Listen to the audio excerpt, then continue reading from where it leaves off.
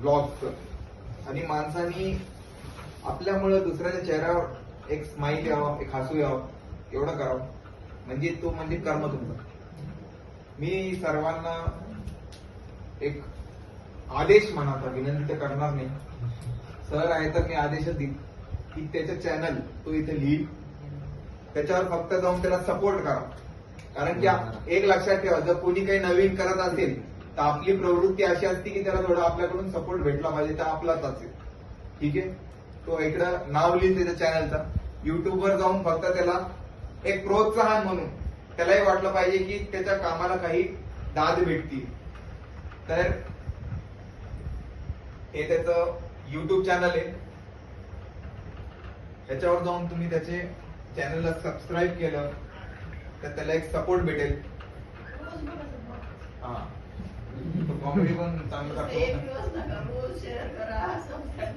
हे त्याचे YouTube channel आहे, याच्यावर गेला तर त्याला तो जरी त्याचं इमॅच्युअर झालं त्याच्यात, पण तो शिकतोय. तो आता जरी स्टार्ट केलं तरी पण त्याचे काही काही व्हिडिओज हे एक्सपर्टाईज मला वाटले. मी पाहतो त्याचे ब्लॉग्स, स्पेशली मला कॉमेडी ब्लॉग्स खूप आवडतात. त्याच्यावर तरी तुम्ही मेहनत घ्यावं, कारण की ती सगळ्यात जास्त चालणारी गोष्ट आहे.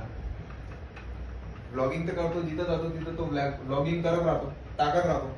आपल्याकडून त्याला एक छोटंसं सपोर्ट भेटलं तर तेवढंच एक त्याला एक प्रोत्साहन भेटतं, तो अजून चांगल्या प्रकारे मेहनतीने ब्लॉग्स करेल.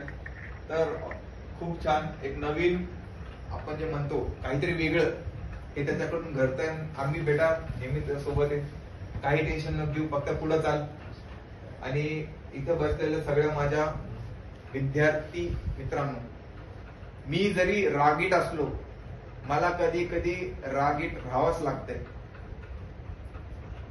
पण याचा अर्थ हे नाही, मला वाटतं मी पहिला असा असेल तुमच्यासाठी ज्यांनी खाली क्रिकेट खेळायला सुरुवात केली का, झाली का तशी? ते झालं काय? मलाही माहिती मुलांना काय लागतं, आम्ही पण त्याच्यातून गेलेलो नाही. त्यांना पण थोडा फ्रीडम लागतं. दिवसभर क्लासेस करू बोर होते, काही न क्लास करता बोर होते. असं करू नका, हे दिवस परत येणार नाही. एन्जॉय करा तुम्ही त्याच्यात.